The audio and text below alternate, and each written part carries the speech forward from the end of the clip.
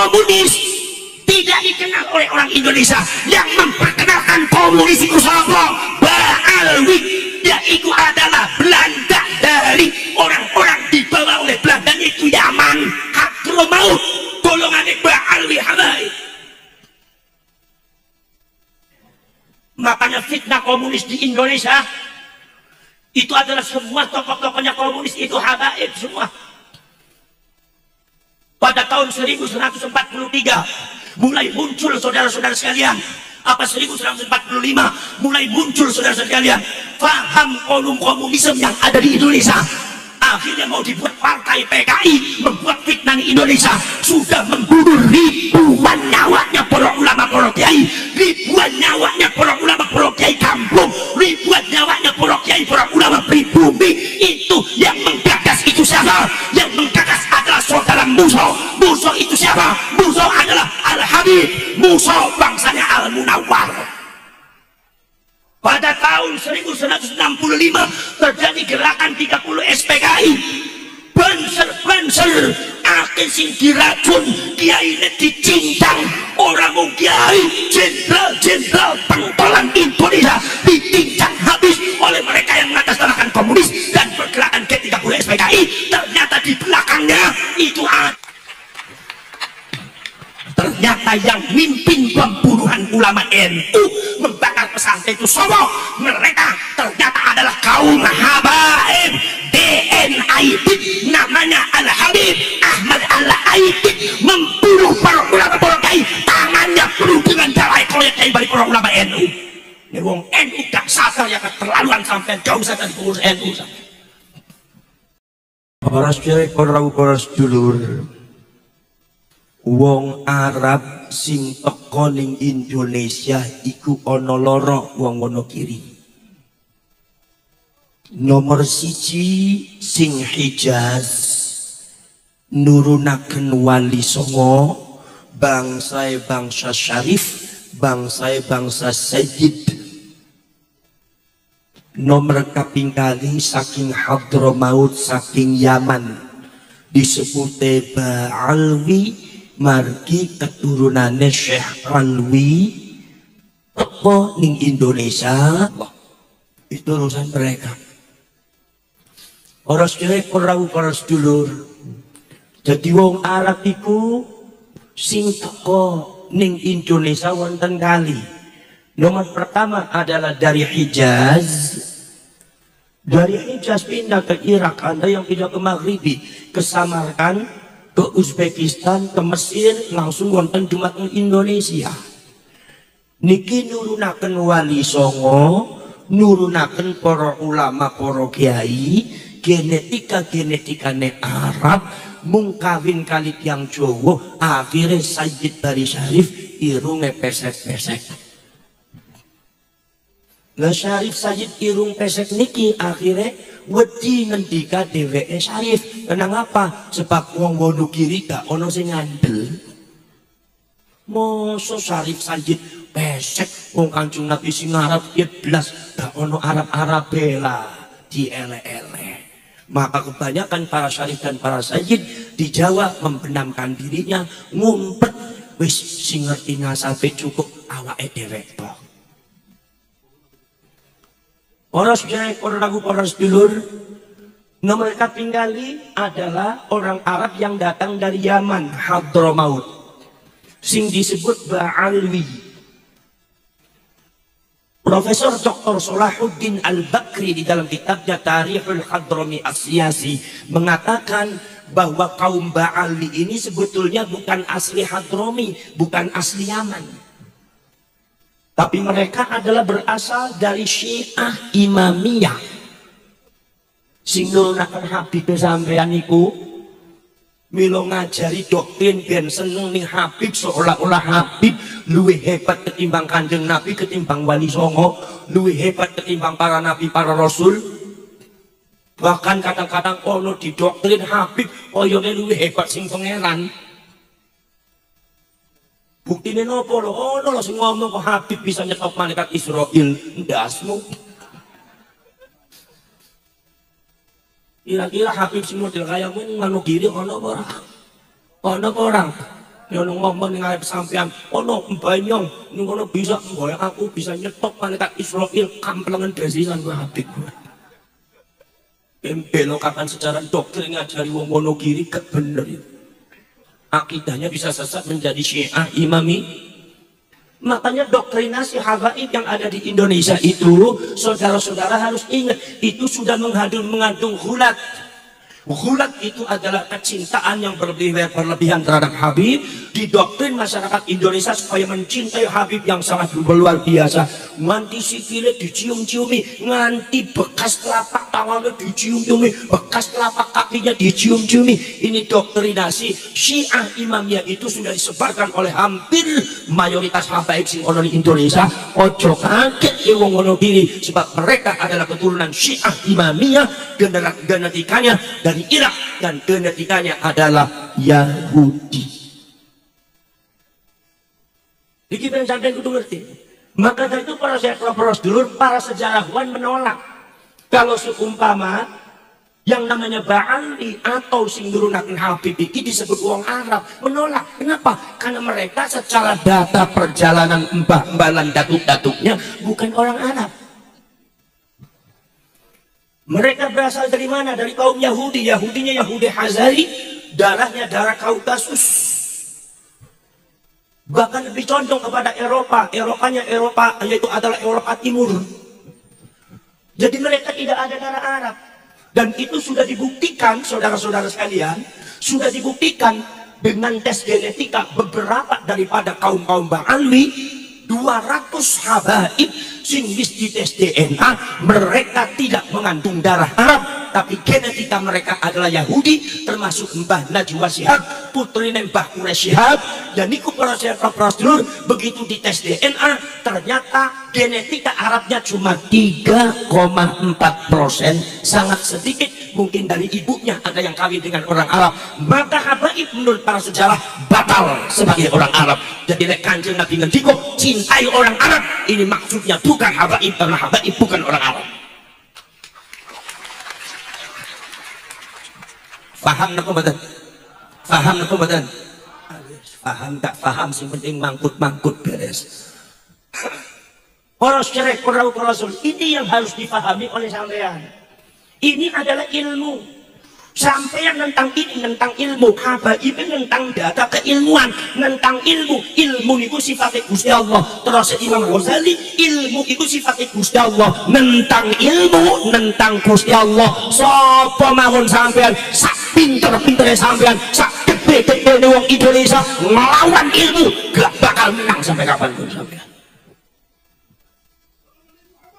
Kita kapan? Poros cek, poros dulu. Maka dari itu poros cek, poros dulu. Kalau Ba'ali itu tidak bisa disebut sebagai orang Arab, baik secara perjalanan genetika, perjalanan sejarah datuk-datuknya tidak bisa disebut sebagai orang Arab, mereka tidak bisa disebut orang Arab, ditambah lagi genetika tes DNA-nya juga tidak mengandung Arab, karena mereka bukan orang Arab, maka habaib Ba'ali tidak bisa disebut sebagai keturunannya Kanjeng Nabi, karena nyata-nyata Kanjeng Nabi menyatakan dirinya ada Arabiyun, saya adalah orang Arab, berarti habaib bukan oleh Kanjeng Nabi. Orang bisa batal.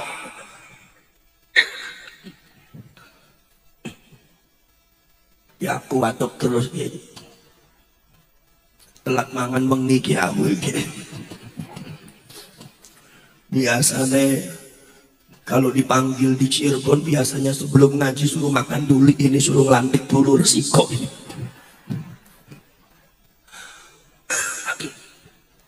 Lebar ngaji jaluk mangan problem. Sebab kata orang Jawa, kalau bar ngaji mangan ku bajingan pak. Bar ngaji mangan bajingan. Kiai bar ngaji mangan yo kiai bajingan dasmu. Orang ngerti kayu nahan luweh kali tesuk. Poros syekh, poros dulu paham napa mboten? Paham napa mboten wong Wonogiri? Melek napa mboten? Jadi lek seumpama Ba'ali menurut secara catatan genetika dan sejarah itu tidak bisa disebut Arab, maka habaib ora bisa disebut putuhe Kanjeng Nabi. Kenapa? Karena Kanjeng Nabi ini wong Arab. logika saya gue baik. Jadi artinya nek ono ning ngono kiri ngaku Habib, ngaku pupuke Kanjeng Nabi, ning arsane Gusti Allah dosa ora, dosa gede ning arsane Gusti Allah. Takut dalam akhirat mangke. Para sedherek orang sedulur sedherek mawon. Maka kami masyarakat Nahdlatul Ulama mendorong kepada habaib, sudah diakui saja nggak apa-apa. Kalian keturunan Yahudi juga nggak apa-apa. Orang Yahudi juga banyak yang alim, banyak yang pinter kok. Dan tidak kurang penghormatan kami terhadap kalian kalau kaliannya alim, kalau kaliannya pinter, kalau kaliannya bawa ilmu, kalau kaliannya akhlakul karimahnya benar, ngajari masyarakat Indonesia benar, kami tetap menghormati. Akan kami jadikan kalian sebagai pemimpin karena membawa agama. Walaupun genetika kalian Yahudi nggak jadi masalah. Imam Ibnu Jurayj juga seorang Yahudi, jadi ulama besar. Imam Ka'bul Akbar termasuk Rabi Munabbi, termasuk yang dibanggakan oleh seluruh ulama tafsir. Yaitu adalah Imam Abdullah bin Abdissalam, adalah pakar tafsir, pakar sejarah Al-Quran, waliullah kekasih Gusti Allah, rujukan para ulama-ulama tafsir dan riwayat. Kalau saya pernah dulu, beliau adalah keturunan Yahudi. Jadi masalah. Jadi kalau seumpama PCNU mengatakan bahwa habaib itu keturunan Yahudi, bukan dalam rangka menghina habaib, tetapi ini mendudukkan habaib pada tempatnya yang sebenarnya. Jadi sampeannya sih dari Habib lo cukup nerima kok gak nerima, sampai yang DNTV kok gak nerima sampean. Lek kula mendika panjenengan iku genetika Jawa, menghina atau tidak? Menghina atau tidak? Kalau sampean mengatakan bahwa salah sampean itu genetikanya genetika Sunda, menghina apa tidak? Kalau saya mengatakan Anda itu genetikanya genetika Arab, menghina apa tidak? Kalau saya mengatakan Anda itu genetikanya genetika Yahudi, menghina apa tidak? Bukan menghina, itu kita lagi bicara ilmu dan data. Ilmu jangan ditentang, data jangan ditentang. Melawan ilmu, melawan Allah, Anda bakal jadi orang gila. Kinong betul? Nggak ada yang salah genetika. Genetika Yahudi nggak salah, yang menciptakan gen itu adalah Allah. Maka dari itu saudara-saudara sekalian, antara para habib yang dari Yaman, yang genetikanya langsung ke sana itu ke Yahudi, dengan para syekh dan sayyid dari Hijaz yang menurunkan wali songo, yang menurunkan ulama-ulama kiai sing ono ning tanah Jawa, termasuk Wonogiri, khususnya adalah ulama-ulama Nahdlatul Ulama. Mereka adalah para syekh dan para sayyid. Itu maka orang bisa disebut habib, dan habib orang bisa disebut sayyid dan syekh. Itu sesuatu hal yang berbeda. Milo sebutannya wali songo sedoyo niku sebutannya sayyid, gak ono sing habib, gak ono. Sunan Rahmatullah, Sunan Ampel Sayyid Rahmatullah bin Sayyid Ibrahim Asmorokondi As-Samarkondi Samarkand bin Sayyid Maulana Al-Maghribi, bukan Maulana Al-Hadrami, bukan Maulana Al-Yamani, tapi Al-Maghribi. Itu menunjukkan bahwa wali songo itu bukan dari Yaman. Kalau Anda mengatakan wali songo berasal dari Yaman, berarti Anda menyalahi aturan kekancingan sejarah Nusantara.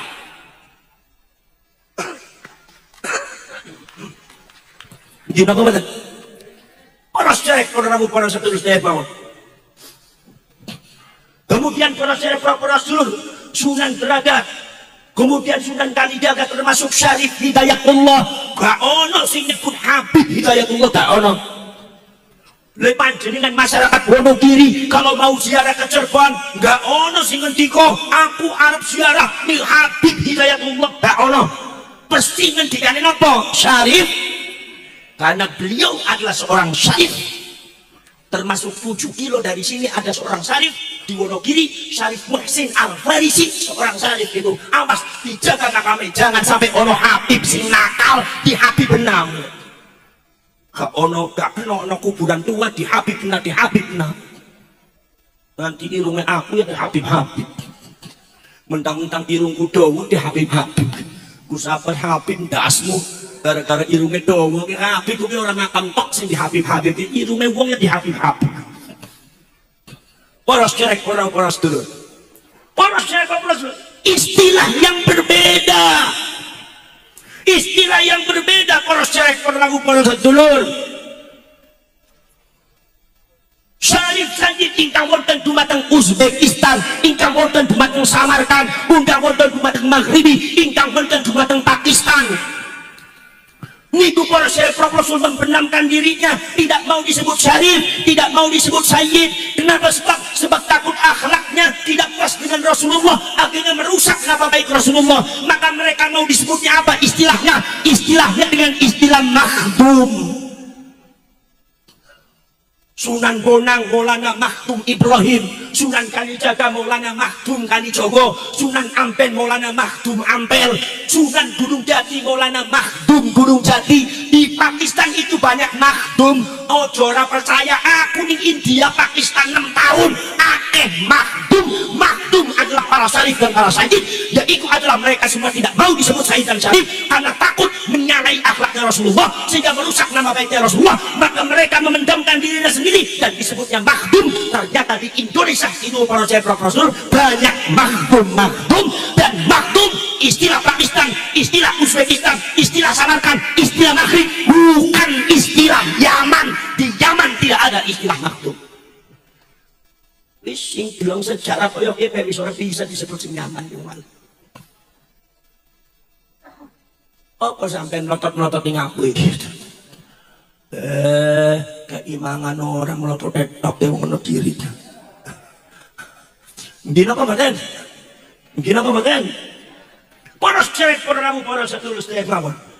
Maka dari itu para Syekh Rasul Wali Songo dan para ulama Nusantara ora bisa disebut Habib. Habib gak iso disebut Syarif, gak iso disebut Sayyid. Angger enek ning Wonogiri ono Habib ngaku Sayyid ngaku Syarif, tanggung jawab ngrasani Gusti Allah Taala. Den Yahudi ngaku Habib ngaku Sayyid, ngaku Sayyid ngaku Syarif. Poros cerek kurau poros tur.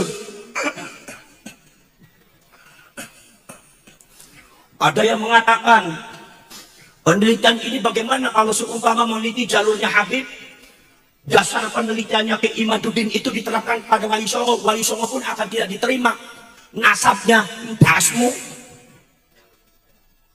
Karena kalau seumpama di Habaib di Ba'ali ukurannya adalah kitab sezaman.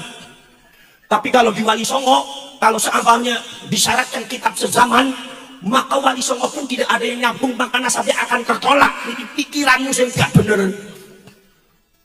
Ini kiasun batil. Kenapa? Menyamakan nasab Ba'alwi dengan nasab para Wali Songo. Salah. Menyamakan sejarah Ba'alwi disamakan dengan sejarah Wali Songo. Gak bener. Ini kiasun batil.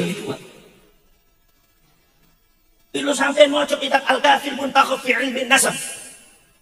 Bahwa sing jenenge nasab iku wonten nasab sing sahih, wonten nasab sing masbuk, wonten nasab sing muttalib, wonten nasab sing mukhtalafun fi.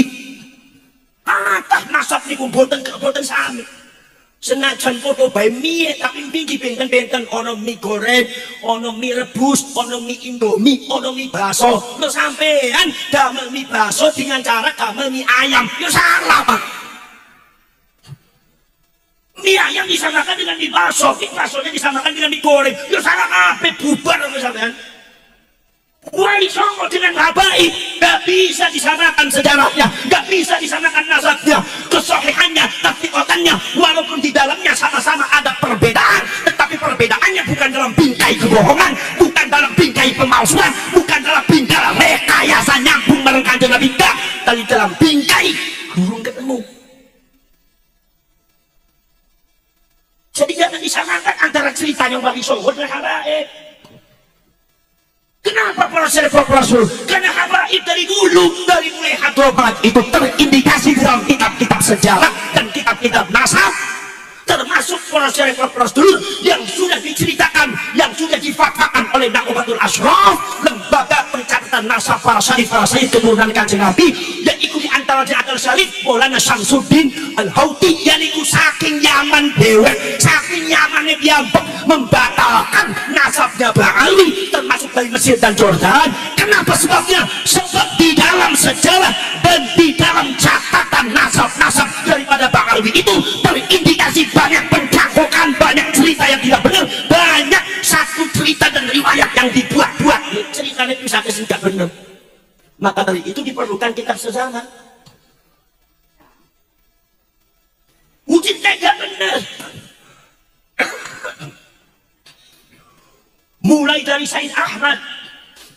Said Ahmad Al-Abah diklaim oleh Bang Ali sebagai Said Ahmad Al-Muhajir yang nyata-nyata di dalam sejarah tidak pernah pindah ke Yaman, tapi diklaim oleh Bang Ali Said Ahmad pindah ke Yaman. Akhirnya Said Ahmad Al-Abah kemudian diganti. Tiba-tiba kemudian ada orang mengatakan Said Ahmad punya anak di Yaman namanya Ubaidillah. Diteliti, Said Ahmad hidup pada abad ketiga Hijriah. Catatan dari ketiga, abad ketiga, keempat, kelima, keenam, ketujuh, ke-8, hampir 600 tahun. Tidak ada satu sejarah pun, tidak ada satu ilmu nasab, satu catatan nasab pun, para pakar nasab yang menyebutkan Sayyid Ahmad punya anak Ubaidillah, itu tidak ada. Nah terus bagaimana? Yang salah siapa? Apa kita yang salah? Termasuk Imam Al-Ubaidili, seorang ulama ahli nasab yang suka mencatat nama-nama nasab cucu-cucunya Rasulullah, hidup sezaman dengan Said Ahmad. Ketika itu saudara-saudara kalian dekat dengan keluarganya, sudah akrab dengan keluarganya, jadi beliau sangat tahu bagaimana keluarganya dan ada berapa anaknya. Di dalam kitabnya mengatakan Said Ahmad punya anak 3. Makanya Imam Ubaidili menegaskan dengan lafaz adad, dengan lafaz bilangan, ada 3. Menurut ilmu nasab mengatakan kalau seorang nasabah menyebutkan nasab dengan bilangan seumpama ada 3, berarti bukan 4, bukan 5. Yang disebut dengan adatul hasrin, meringkas ay munhasiratun ala thalathatin, bahwasanya Said Ahmad tidak punya anak 4, tidak punya anak 5, tapi anaknya Said Ahmad ada 3. Siapa? Muhammad, Husain dan Ali. Beliau tidak menyebut Ubaidillah. Terus yang salah siapa? Termasuk kitab-kitab yang lainnya, saudara-saudara sekalian. Termasuk kitab-kitab yang lainnya yang dibaca oleh para ulama-ulama muda NU, itu masalah bab yang nasab dan sejarah, itu bukan sekadar 1-2 judul kitab, tapi yang sudah diteliti itu 280 judul kitab. Semakin banyak kitab, semakin ketahuan bobrok daripada pemalsuan nasabnya kaum habaib dan ba'ali.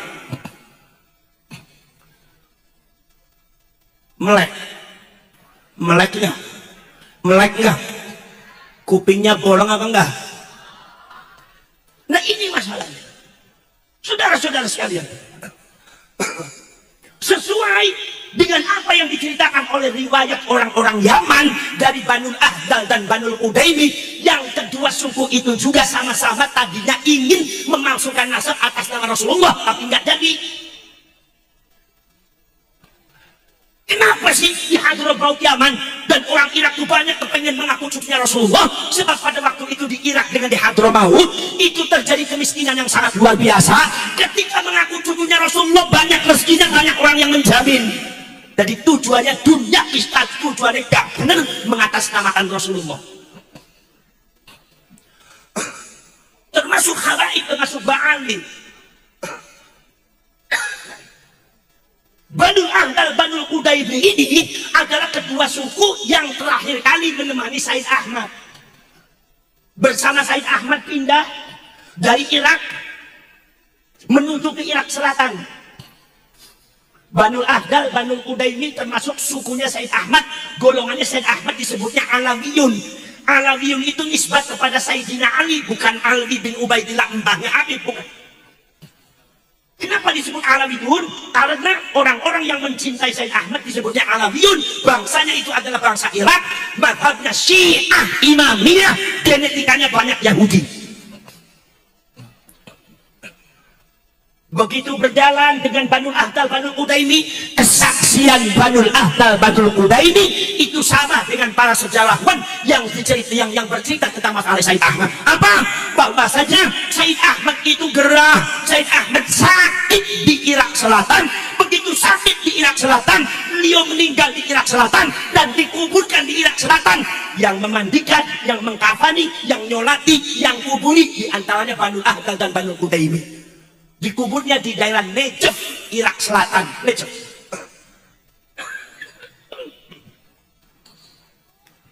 Supados panjenengan paham. sudah dikuburkan di Makni bersama golongannya Said Ahmad, tanpa Said Ahmad karena Said Ahmad sudah meninggal. Tapi golongan Syiah Imamiyah bangsanya bangsa Yahudi menuju ke Hadramaut Yaman. Jadi golongan Alawiyun atau Syiah Imamiyah menuju ke Yaman itu tanpa Sayyid Ahmad. Makanya sejarawan mengatakan Sayyid Ahmad tidak pernah pindah ke Hadramaut, tidak pernah pindah ke Yaman karena meninggal di daerah Najaf.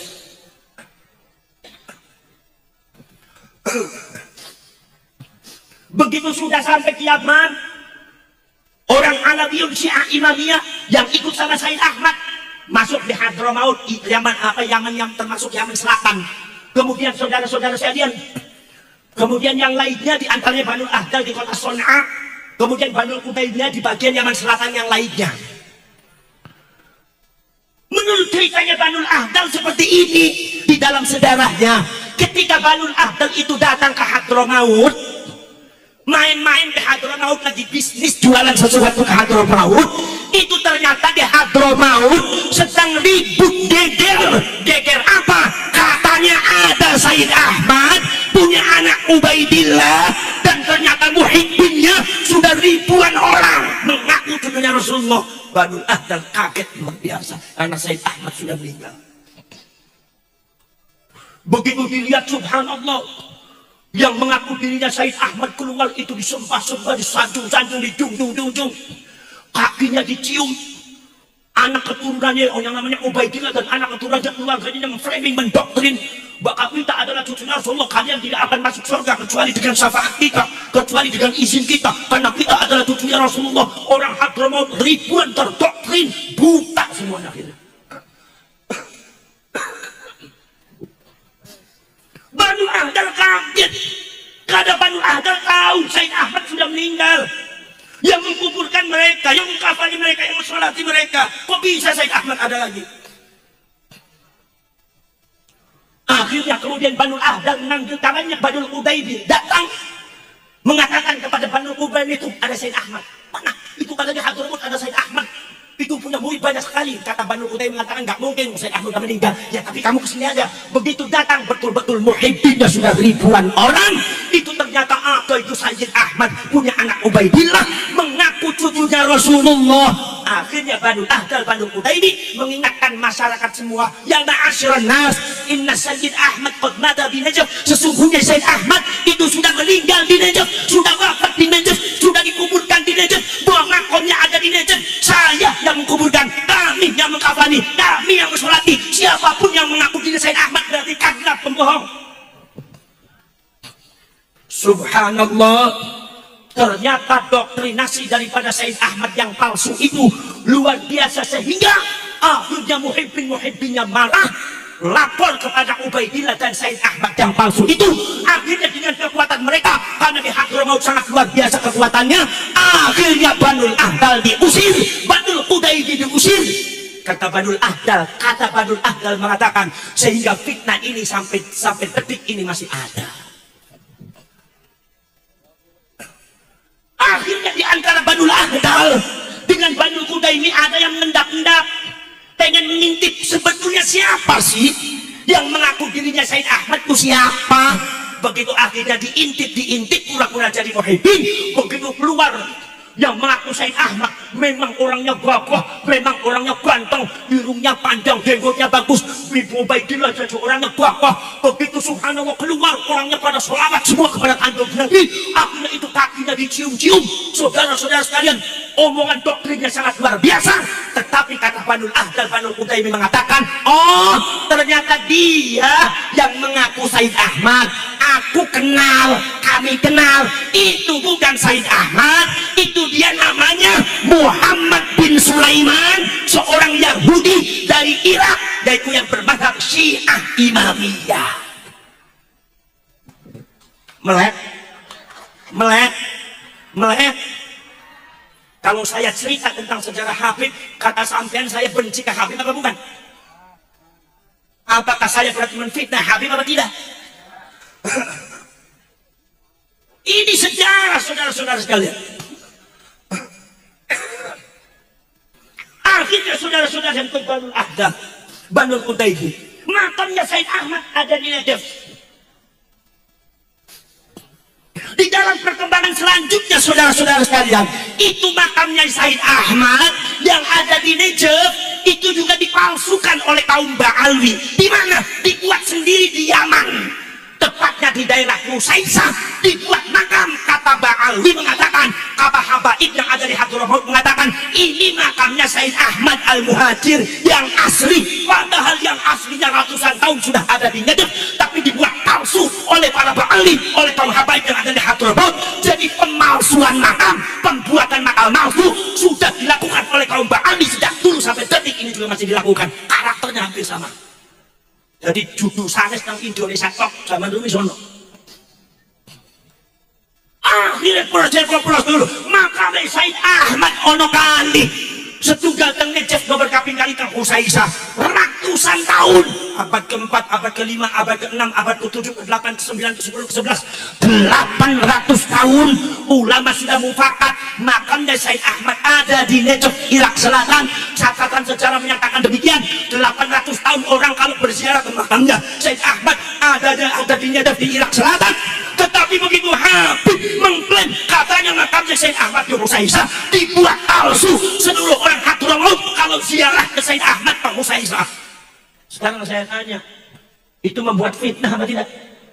Membuat fitnah apa tidak? Makanya jangan aneh kalau seumpama ada oknum Habib yang sekarang memalsukan makamnya KRT semua dilingat ada di Semarang, padahal aslinya ada di Jejeran, Bantul, Yogyakarta. Dibuat palsu.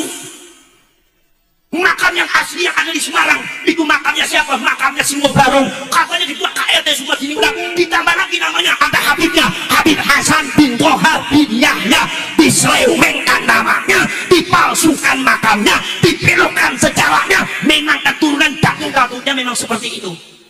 Gak usah aneh sampean. Jadi kalau sampean pledor entek sampai dulu kiri. Melek nama betul. Melek nama betul. Sok bukan pinar pertesokan nguloh. Jadi para cerek para seterus dia bangun, subhanallah. Maka dari itu para cerek para seterus dia bangun. Apalagi makam yang ada di Husaisah itu berdasarkan bukan berdasarkan jasad fisik, tapi berdasarkan syafaat atau seolah-olah seperti kasyaf karomah.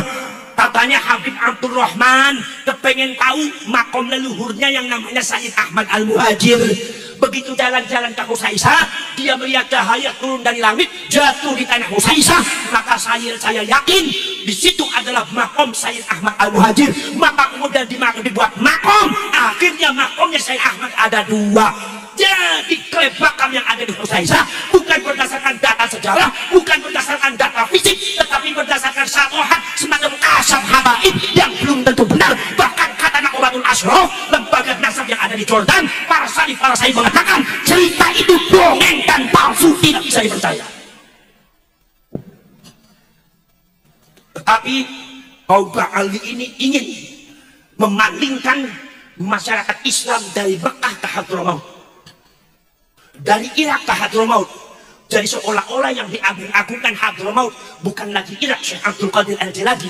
Persis pada waktu zamannya Abroha, Raja Abroha ketika itu saudara-saudara kalian dari Yaman membuat di Son'a, yaitu membuat bangunan emas untuk memalingkan masyarakat supaya jangan menghadap Ka'bah tapi menghadap yaitu apa yang ada di Yaman, tapi semuanya gagal. Saudara-saudara sekalian, ada lagi cerita daripada orang Mesir. Bagaimana ceritanya orang Mesir? Mesir itu pernah dikuasai oleh orang yang mengaku dirinya cucunya Rasulullah. Siapa namanya? Kebetulan namanya sama dengan mbahnya Habib. Siapa? Ubaidillah bin Ahmad Al-Habib. Ada Habibnya. Bahkan sebagian disebutnya Ubaidillah bin Ahmad Al-Mahdi. Ubaidillah bin Ahmad Al-Mahdi karena mengaku dirinya Imam Mahdi, itu datangnya dari Yaman. Kebetulan ibunya juga sama dengan Ubaidillah bin Ahmadnya Habib, yaitu pindah ke Madinah. Maka sebagian para sejarawan mengatakan Ubaidillah bin Ahmad Al-Habib yang ada di Mesir adalah kakek buyutnya Ba'alwi Habaib juga sama. Karena datanya sama, sifat karakternya juga sama. Saudara-saudara sekalian, kemudian saudara-saudara sekalian,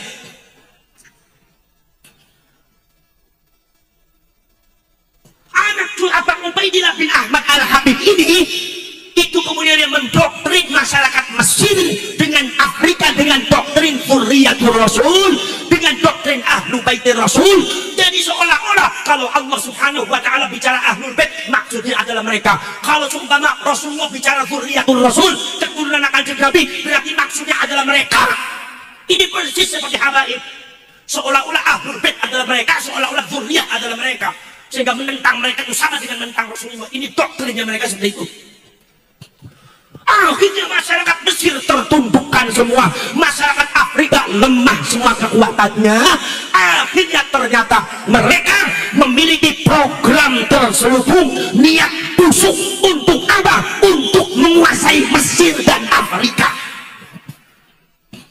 Mulai satu-satu pos ekonominya diambil, pos politiknya diambil, sosial keberagamaannya diambil, pos militernya diambil, pos kepolisiannya diambil, semuanya diambil. Begitu mereka sudah menguasai baik secara kultur dan secara struktur di Mesir dan Afrika, kemudian mereka mendirikan empire kekuasaan yang disebut Banu Fatimiyah. Itu orang Yahudi, Pak. Makanya di sini kita harus hati-hati masalah ini supaya kaliannya paham.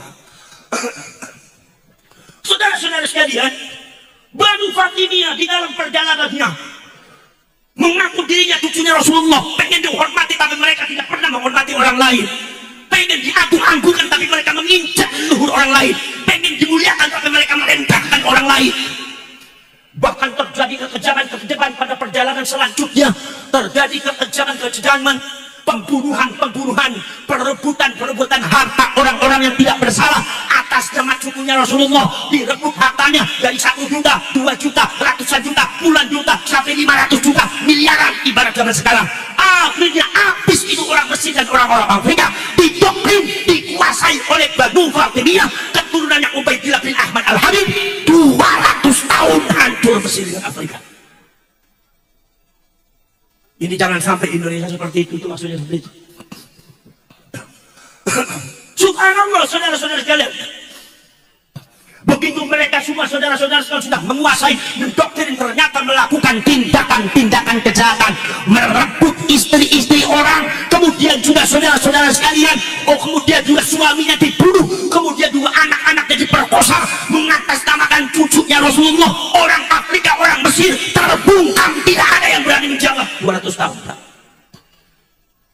Mudah-mudahan Indonesia tidak seperti Mesir. Dan jawabannya malam ini ada di Wonogiri, bahwa kami Indonesia tidak akan seperti Mesir.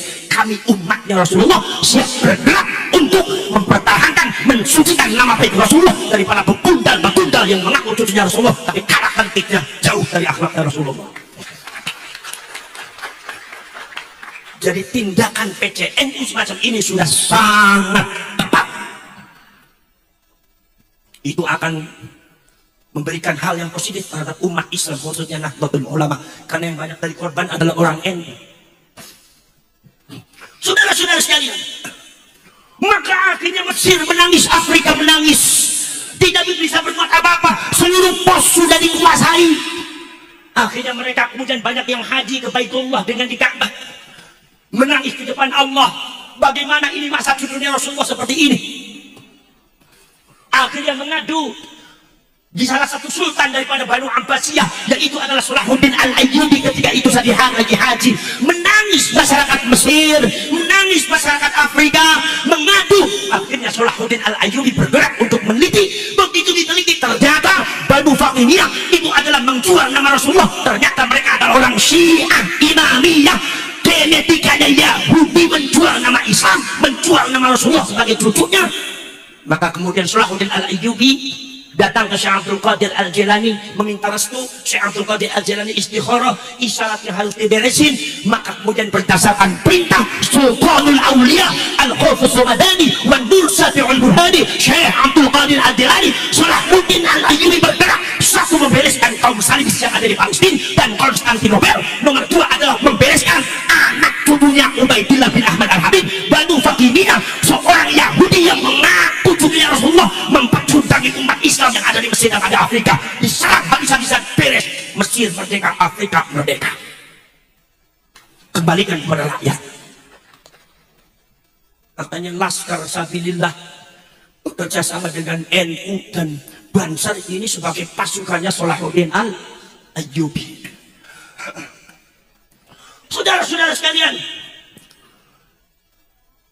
makanya saudara-saudara sekalian, ini banyak cerita-cerita semacam itu. Bukan itu aja, banyak sekali cerita-ceritanya. Apalagi semakin banyak dikaji referensinya, kitabnya semakin banyak, luar biasa hal-hal yang tidak baiknya. Karena mereka itu Syiah Imamiyah, ideologinya adalah ideologi Yahudi. Walaupun mereka ada yang Islam, tapi tetap sifat Yahudi, karakter dan ideologinya tidak pernah hilang. Banyak yang condong di komunis, banyak yang condong di komunis. Irak apa Yaman ketika itu bersatu, Republik Yaman bersatu, dipecah belah oleh siapa? Dipecah belah oleh kaum Ba'ali yang mengaku dirinya cucunya Rasulullah. Tapi nyata-nyata setelah dipecah, kemudian kaum Ba'ali berada di Yaman Selatan. Nyata-nyata ternyata akhirnya mereka membentuk Republik Komunis Yaman Selatan. Bukan Islam, tapi komunis Yaman Selatan. Wakil presidennya namanya Abdurrahman Al-Jufri.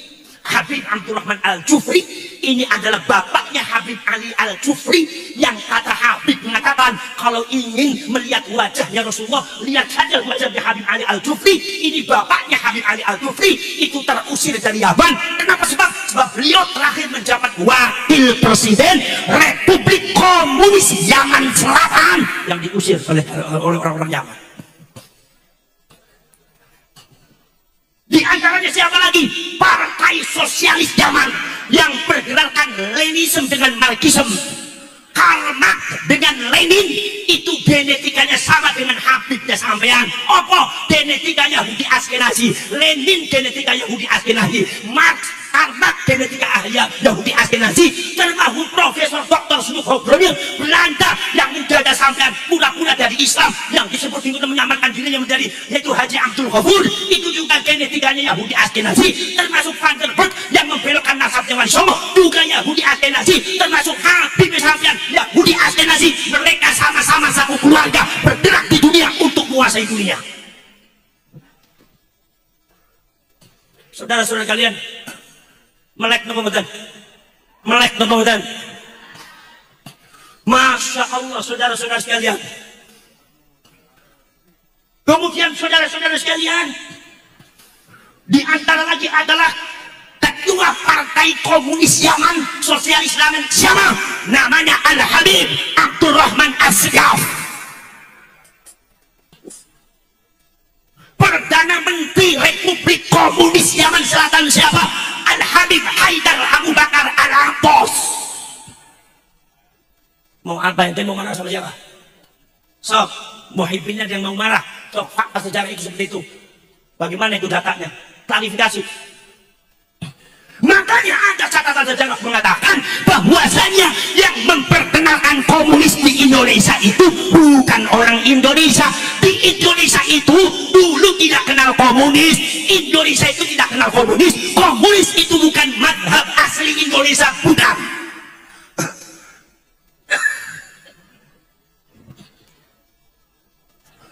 Komunis itu bukan madhab ahli Indonesia. Madhab asli Indonesia itu apa? Satu adalah Hindu, nomor dua adalah Buddha, animisme, dinamisme. Madhab asli Indonesia di antaranya adalah Islam Brahman, Islam Brahman, Islam Kapitayam, Islam Sunda Wiwitan, Islam Kejawen. Kejawen asalnya Kejavaan.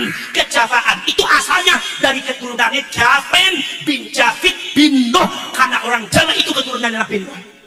Makanya orang Arab atau orang-orang Eropa kalau bilang orang Jawa bukan Javais, tapi ono ene Javanis. Itu namanya agama Brahman yang terakhir dibawa oleh kaum Hawariyun, yaitu agama tauhidnya Nabi Ibrahim Brahman. Membawa konsep monoteisme, Tuhan sebagai peralihan daripada bahasa Allah Subhanahu wa taala diganti yang. Kalau menyebut Allah maka dibunuh oleh Roma, maka nama Allah diganti dengan yang oleh orang Cina Selatan, apa Cina kuno. Orang Cina kuno itu menurut Profesor Dr. Kamal Shalibi mengatakan mereka termasuk Banu Israel, maka dari itu adat budayanya pakai gamis.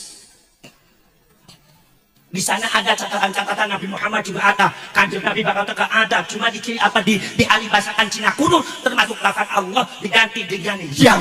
Tuhan yang satu tidak diperanakan, tidak punya anak, Tuhan yang satu maha kuasa pemilik langit dan bumi, dan kita akan kembali kepada Dia. Yang ini adalah bahasa kuno Cina sebagai peralihan dari lafaz Allah, sebab kalau disebut Allah maka mereka akan dibunuh oleh dibunuh oleh Roma. Maka kemudian ini agama Brahman ini diperkenalkan, yaitu ada di tanah Sunda, ada di tanah Jawa, yang disebut Kejawen, yang disebut Kapitayam, yang disebut Sunda Wiwitan. Maka orang Sunda Wiwitan yang ada di Baduy, Kejawen yang ada di kampung-kampung Jawa, walaupun mereka nggak sholat, tapi kalau tanya mesti sampai sopo, ya Allah. Makanya orang NU dan para wali songo ketika sholat dialih bahasakan menjadi sembahyang, nggak begitu keberatan. Apa sebab?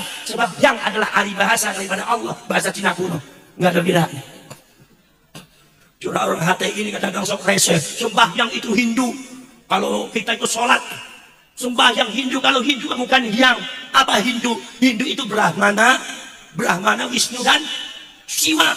Kalau Buddha, sang Buddha Gautama nggak ada istilah yang. Kalau disebut Sang Hyang Widiwoso, itu berarti agama Brahman yang dipegang sebelum Hindu dan Buddha, sebelum animisme dinamisme yang datang dari diantaranya adalah dari Cina kuno, yaitu adalah agama Tauhid Nabi Ibrahim, disebut agama Brahman. Jadi Sunda Wiwitan Kapitayam, begitu juga menjadi Kejawen.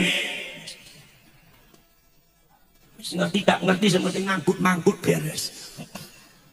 Intinya pembuatan komunis tidak dikenal oleh orang Indonesia. Yang memperkenalkan komunis itu siapa? Baalwi. Yaitu adalah Belanda, dari orang-orang dibawa oleh Belanda, itu Yaman, Hadramaut, golongan Baalwi Habai. Makanya fitnah komunis di Indonesia itu adalah semua tokoh-tokohnya komunis itu habaib semua. Pada tahun 1943 mulai muncul saudara-saudara sekalian, apa 1945 mulai muncul saudara-saudara sekalian paham komunisme yang ada di Indonesia. Akhirnya mau dibuat partai PKI, membuat fitnah di Indonesia, sudah membunuh ribuan nyawanya para ulama, para kiai, ribuan nyawanya para ulama, para kiai kampung, ribuan nyawanya para kiai, para ulama pribumi. Itu yang menggagas itu siapa? Yang menggagas adalah saudara Musa. Musa itu siapa? Musa adalah Al-Habib, Musa bangsanya Al-Munawwar. Rogar protes apa? Ngomong kiri. Pada tahun 1965 terjadi gerakan 30 SPKI. Banser akhir sing diracun, kiai ini dicincang, orang mau kiai, jenderal pengtolan Indonesia dicincang habis oleh mereka yang mengatasnamakan komunis dan pergerakan G30 SPKI. Ternyata di belakangnya itu ada. Ternyata yang mimpin pembunuhan ulama NU, membakar pesantren itu semua mereka ternyata adalah kaum habaib DNAIB, namanya Al-Habib Ahmad Al-Aibid, membunuh para ulama, para kiai, tangannya penuh dengan darah proyek kiai balik para ulama NU. Ini wong NU gak sadar ya, keterlaluan sampai jauh saja di pengurus NU sampai. Dia belum sampai belum ngerti apa belum keter. Melek apa badan? Melek apa badan? Kupingnya bolong apa badan? Gitu? Poros cewek kurang poros terus dari bawah. Termasuk gerakan komunis PKI yang digerakkan ada di Kalimantan, memecah belah umat Islam, menghancurkan pesantren, membunuh para ulama, para kiai yang ada di Kalimantan. Siapa dembongnya? Dembongnya adalah Al-Habib Ahmad Sufyan Barakbah dengan Al-Habib, yaitu adalah Muhammad Fahrul Barakbah. Dua Barakbah. Jadi kalau Anda tidak hati-hati terhadap Habib, salah Anda sebagai bangsa Indonesia. Karena ceritanya saya kasih tak benar.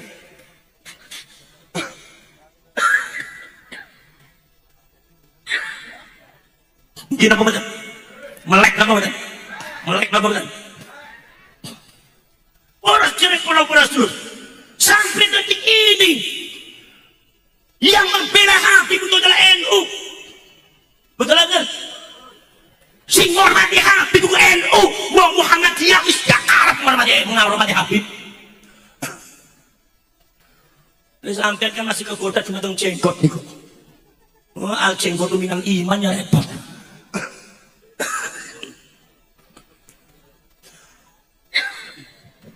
Pasca kemerdekaan Indonesia, Bung Karno mengumumkan mereka para habaib dan kaum imigran Yaman harus kembali ke Yaman.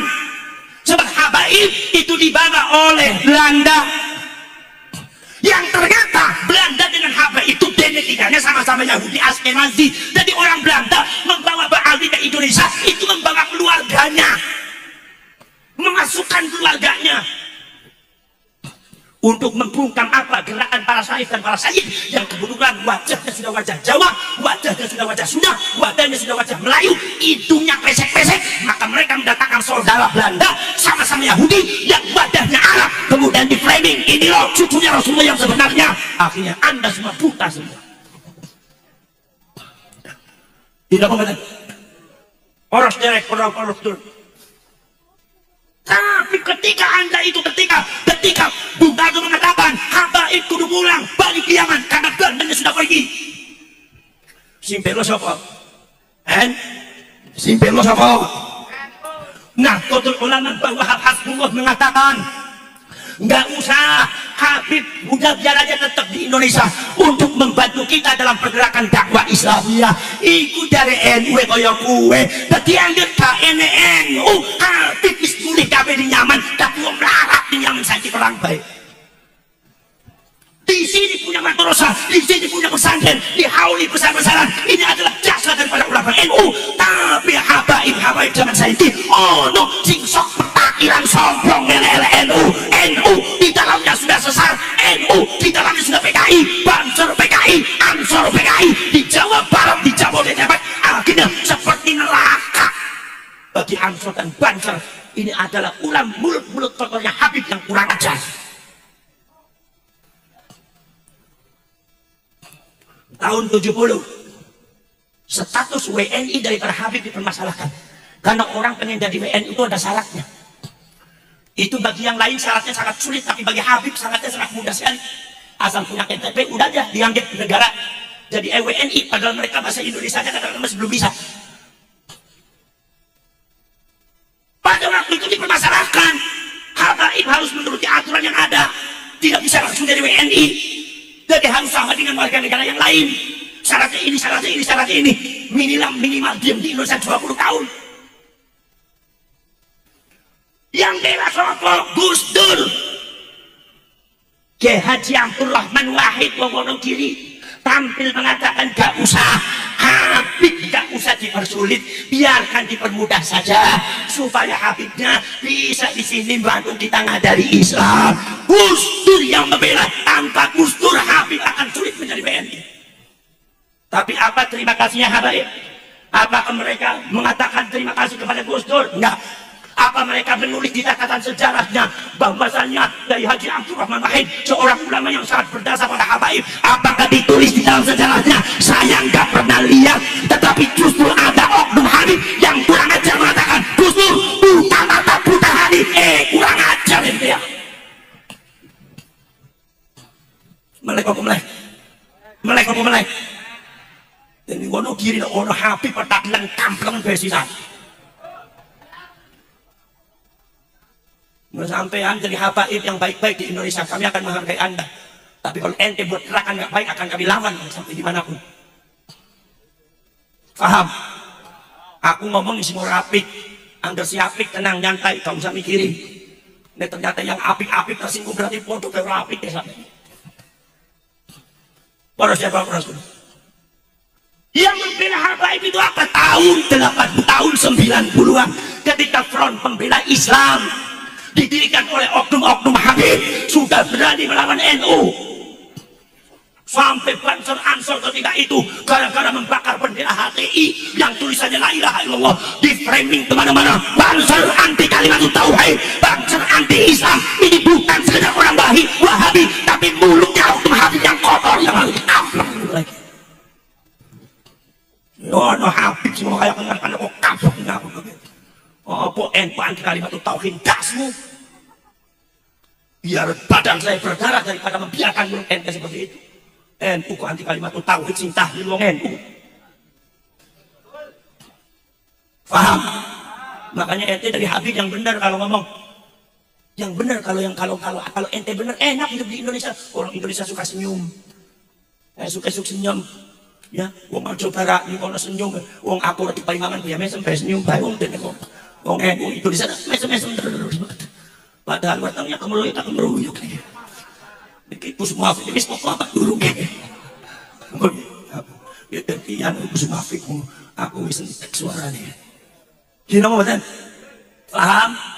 Nek ono Habib sing ngomong Banser anti kalimat tauhid, Ansor anti kalimat tauhid, NU anti kalimat tauhid. Kurang ajar orang Jawa.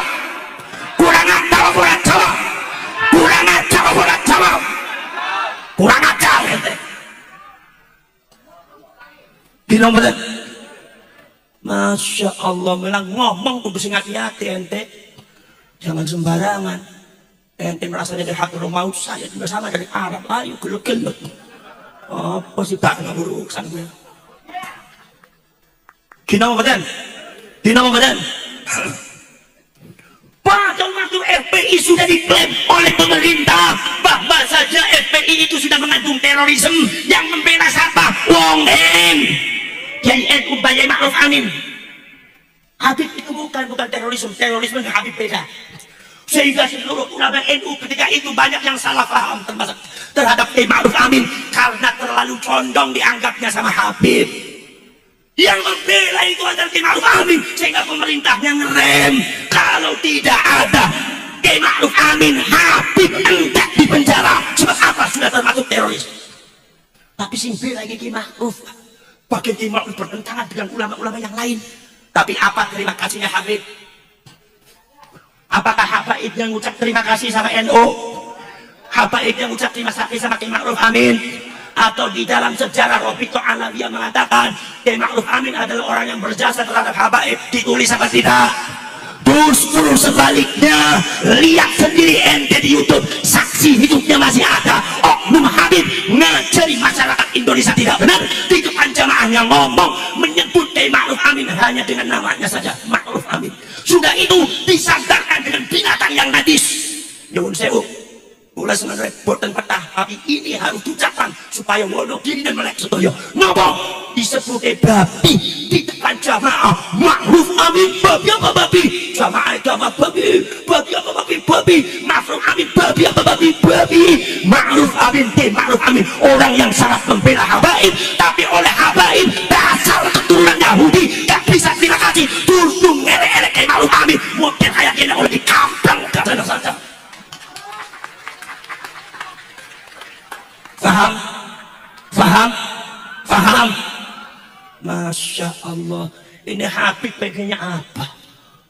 Sudah makam banyak dipalsukan, 3.000 makam lebih yang ditemukan palsu.